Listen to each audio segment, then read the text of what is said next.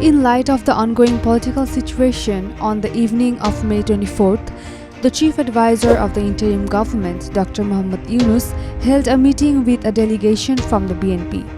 The delegation included the party's standing committee members Khondokar Musharraf Hussain and Salahuddin Ahmed. In light of the ongoing political situation, on the evening of May 24th,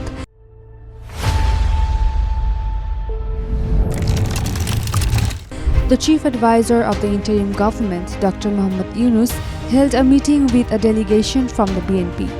The delegation included the party's standing committee members Khondokar Musharraf Hussain and Salahuddin Ahmed.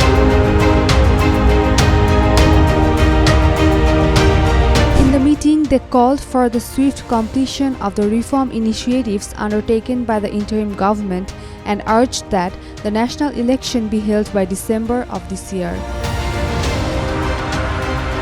The BNP submitted a written statement to the Chief Advisor. Standing committee member Khondokar Musharraf Hussain presented the statement on behalf of the party. The BNP's letter to the Chief Advisor stated that, through a continuous struggle spanning nearly 16 years against undemocratic and brutal fascism, Bangladesh was liberated from fascism through the bloody student mass uprising of July-August 2024.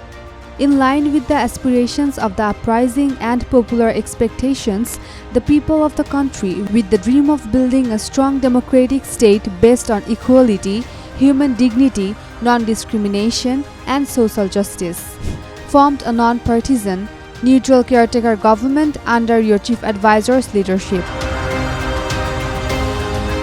The letter alleges that, although the fascist army misrule has ended, it remains a major question to what extent the public's expectations or the aspirations of the mass uprising have been fulfilled in the past 9.5 months. Cracks have begun to appear in the anti-fascist national unity. However, there is no alternative to maintaining this unity, the main driving force for the future of Bangladesh and building a strong democratic Bangladesh. For the sake of this unity, the caretaker government should maintain the highest level of neutrality. It was necessary to be vigilant to ensure that no faction uses the government's agenda for political gain. We have repeatedly expressed this to you. Yet some recent government actions have created doubts among the public about the government's neutrality.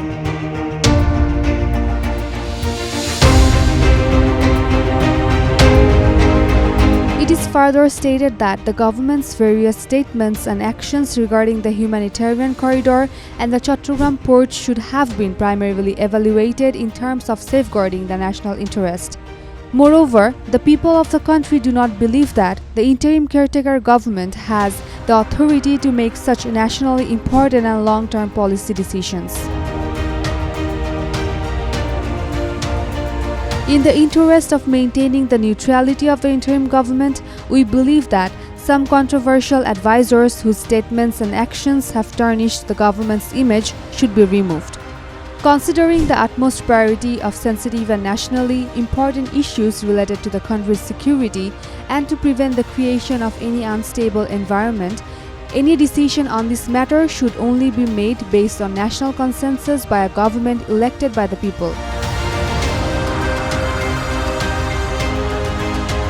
Regarding a few advisors, BNP alleges that several advisors of the interim government are directly or indirectly involved with the new political party, which is widely known and understood.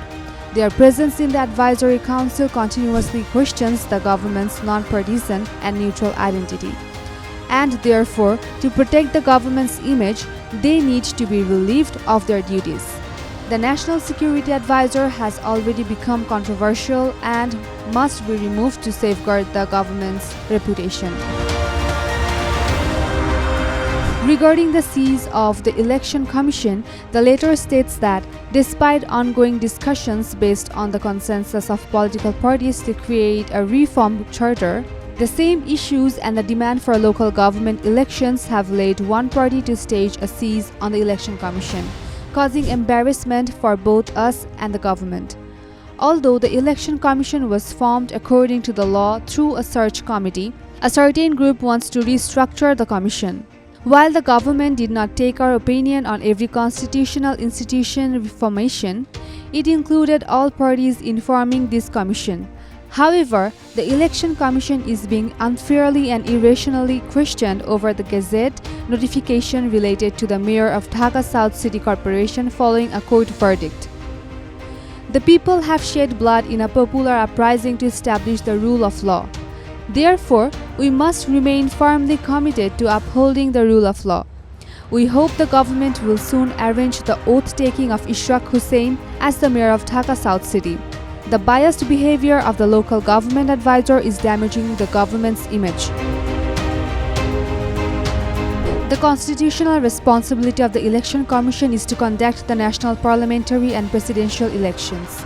In this reality, the cease of the Election Commission demanding local government elections is purposeful and suspicious. Regarding the national elections, it has been stated that fulfilling the aspirations of the July student mass uprising and ensuring the restoration of people's lost democratic rights, constitutional rights, human rights and voting rights through the establishment of an elected political government according to popular demand is now the highest priority.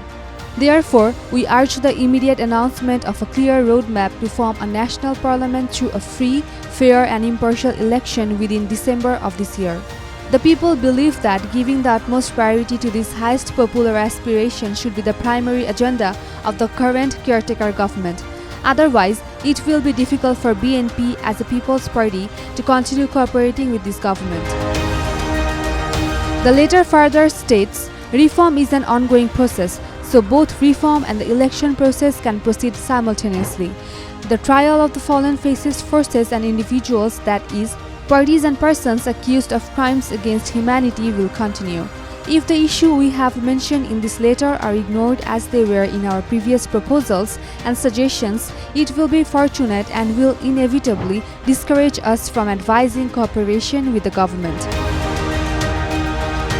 Finally, it is mentioned that for the sake of maintaining the country's stability, preventing the deterioration of law and order, keeping the prices of essential commodities within the purchasing power of the people, and promoting dynamism in investment and trade, the government should run the state based on consensus. This is the expectation of all of us. Umerumman Kranti, Daily Sun. For more updates, follow us on Facebook, subscribe our YouTube channel, get the latest update on www.daily-sun.com.